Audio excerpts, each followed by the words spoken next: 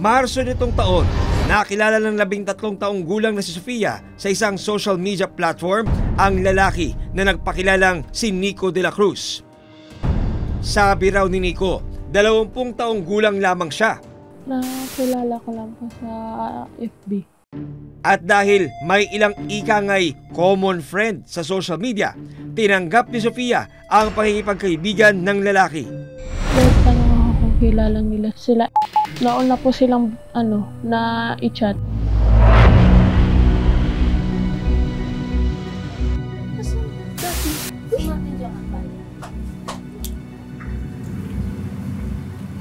Uy, Sophia, ano na?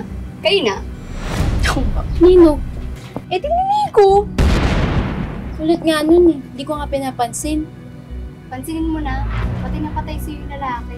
Halos kakakilala lang namin. Hindi pa nga kami nakikita eh. Di makipagkita ka.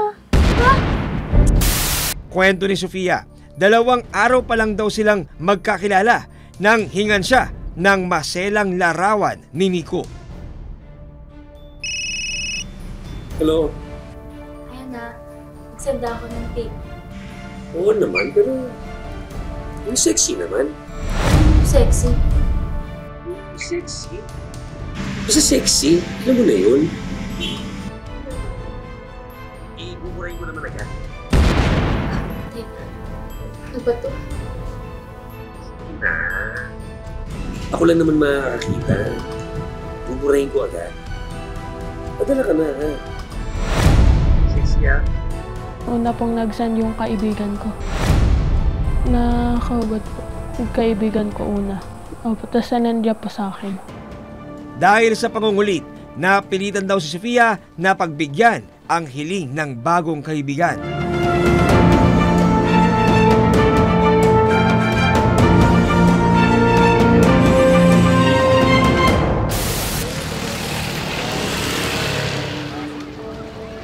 Kinabukasan, ika-20 ng Marso, ayon kay Sofia, niyaya siya ni Nico na makipagkita.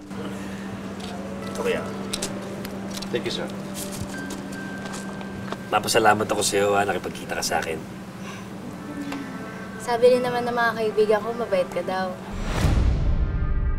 Kaya pumayag ako. Thank you pala sa pamerienda. Wala yun.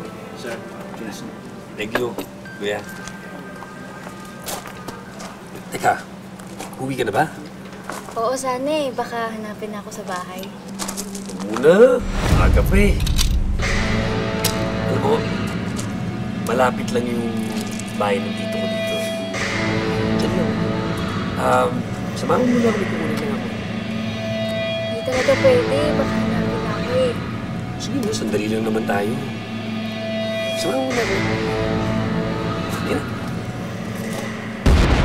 Walang kamalay-malay si Sofia na umpisa na pala ito ng bangungot na kanyang pagdaraanan. Gusto mo na ako! Makawa ka sa akin!